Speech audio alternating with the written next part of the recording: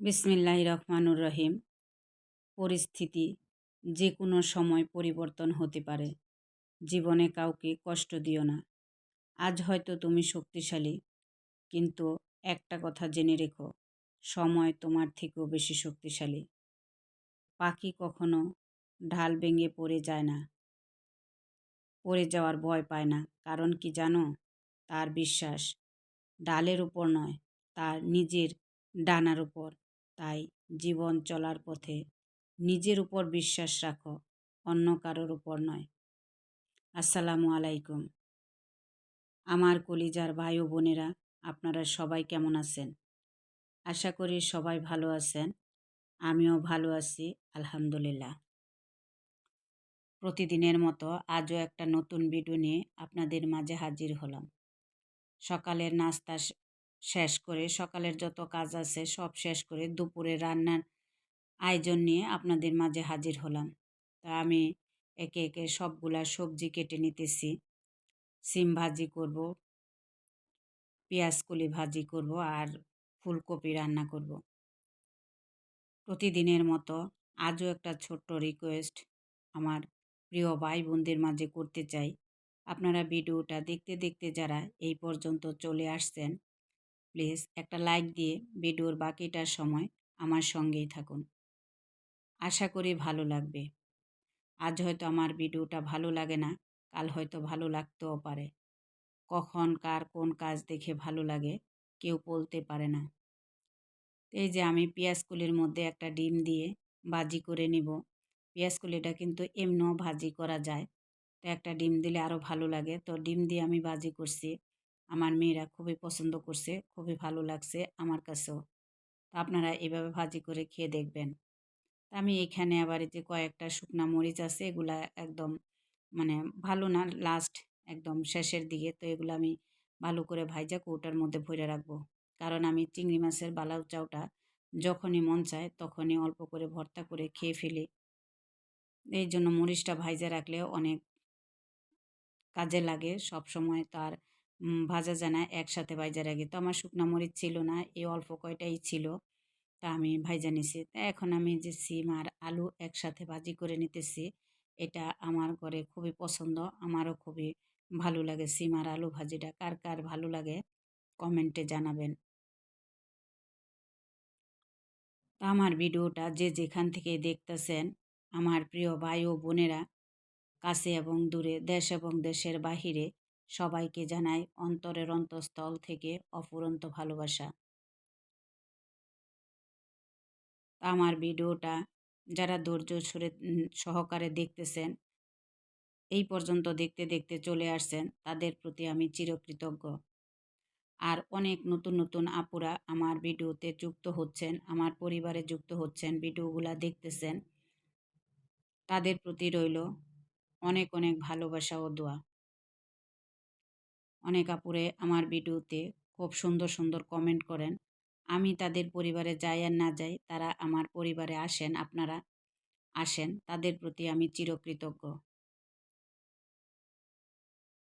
আমার ভিডিওর মধ্যে যদি আমার কোনো কথায় কোনো ভুল ত্রুটি হয়ে থাকে, সবাই ক্ষমার দৃষ্টিতে দেখবেন। তা আমি যে ফুলকপিগুলা আগে ভাইজা নিতেছি তেলের মধ্যে। তো আজকে একটা ভিডিও দেখলাম, তো ওইখানে এক আপু বলছিল যে ভিডিও ফুলকপি ভাজার সাথে সাথে লবণ দিতে হয় না, এতে করে ভাজাটা ভালো হয় না, মানে নামানোর আগে লবণ দিলে ভালো হয়। তা আমি তো আগেই লবণ দিয়ে দিছি, এটা কিন্তু জানতাম না। পরবর্তীতে যখন আমি ফুলকপি ভাজবো, লবণটা নামানোর আগে দিয়ে নামাবো। তা আসলে ভিডিওগুলা দেখলে কিন্তু অনেক কিছু শেখা যায়। সব পুরা ভিডিওটা দেখলে আমাদের ভিডিও থেকে কিন্তু কম বেশি অনেক কিছুই শেখার আছে। প্রতিটা ভিডিও থেকে কিছু না কিছু শেখা যায়। তো সবাই আমরা কিছু না কিছু শিখতে পারি ভিডিও থেকে। প্লিজ আপনারা কেউ আমার ভিডিওটা স্কিপ করে দেখবেন না, ফুল ওয়াচ করে দিবেন। প্রয়োজন হলে আপনারা অন করে রাইখা দিবেন, ভিডিওর চাইরা রাইখা দিবেন। ভিডিও শেষ হইলে ইনশাল্লাহ লিখে দিবেন, আমি বুঝে নিব ইনশাল্লাহ আপনারা দেখে নিছেন। কারণ কারণ ইনশাল্লাহ কথার মর্ম যে বুঝে সে অবিশ্বাস করবে না, আর যার মনে আল্লাহর একটু ভয় আছে সে না দেখে এটা লিখতেও পারবে না, এটা আমার বিশ্বাস। কারণ এখানে বিশ্বাস ছাড়া আর কিছু করার নাই। তো আপনারা দেখার সময় প্লিজ একটা লাইক দিয়ে দেখবেন। এটা আমার কোনো জোর জবরদস্তি নয়, এটা আপনাদের কাছে আমার আশা প্রত্যাশা, এই আর কি, ভালোবাসা থেকে। আর আমার ভিডিওটা দেখতে দেখতে যদি ভিডিওর কোনো অংশে ভালো লেগে যায় তাহলে আমার চ্যানেলটা সাবস্ক্রাইব করে পাশে থাকা বেল আইকনটা অন করে দিবেন। তাহলে আমি ভিডিও ছাড়া মাত্রই পৌঁছায় যাবে। কারো ক্ষতি করে প্রতিশোধ নেওয়াতে আমি বিশ্বাসী নই। সবথেকে বড় প্রতিশোধ হলো নিজেকে এমনভাবে গড়ে তুলতে হবে যারা তোমার খারাপ করেছে তারা তোমার সাফল্য দেখে যেন নিজের কাছে ছোট হয়ে যায়। এই যে আমি ফুলকপিটা ভালোভাবে কষায় নিছি, কষায় এবং এখন জল দিয়ে দিতেছি। তো আমি বেশি জল দিব না, কারণ ফুলকপিটা বেশি জল দিলে আমার কাছে ভালো লাগে না। এই জন্য আমি পরিমাণ মতো জল দিয়ে নিতেছি। সূর্য উদয় অপেক্ষা সূর্যাস্ত অনেক বেশি সুন্দর, কারণ এটা বলে যায় যে আগামীকাল আসবো আরও সুন্দর উজ্জ্বলতম দিন নিয়ে।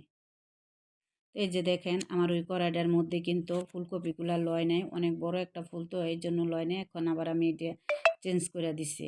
তো ফুলকপির তরকারিটা আমার কাছে কিন্তু খুবই ভালো লাগে। তো কার কার কাছে ভালো লাগে কমেন্টে জানাবেন।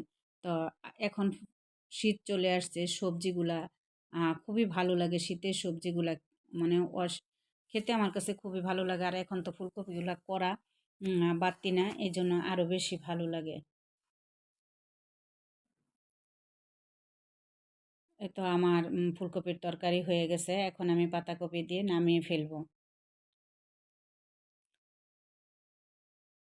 তা আমার প্রিয় ভাই ও বোনেরা, তা আমার ভিডিওর মধ্যে যদি আমার কোনো কথায় বা কাজে আপনাদের মনে বিন্দু পরিমাণও কষ্ট লেগে যায় তাহলে সবাই ক্ষমার দৃষ্টিতে দেখবেন।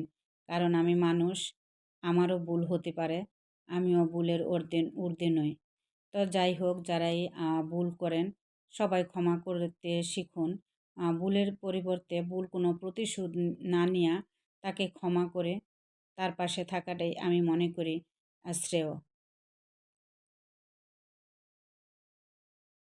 তো এই যে বিকালে আবার একটু মাংস রান্না করছি, গরুর মাংস, মুরগির মাংস, পোলাও রান্না করছি। কারণ মেহমান আসছিল, ওদের সামনে আর ভিডিও করতে পারি নাই। তো মেহমান যাওয়ার পরে যে একটু বেশি হয়েছে সেটাই আপনাদের সাথে শেয়ার করলাম যে আমি রান্না করছি। তো মেহমানের সামনে করলে সবাই তো আর পছন্দ করে না, তাদেরকে আমি বলিও নাই। তো এই জন্য আর করি নাই। যাওয়ার পরে একটু গরম করে রাখিয়া দিব বিকাল রাতের বেলা, তো এই জন্য আবার একটু গরম করে নিলাম। আজকের মতো এখানে বিদায় নিতে চাচ্ছি। সবাই ভালো থাকবেন, সুস্থ থাকবেন, নিজের প্রতি খেয়াল রাখবেন। আল্লাহ হাফেজ।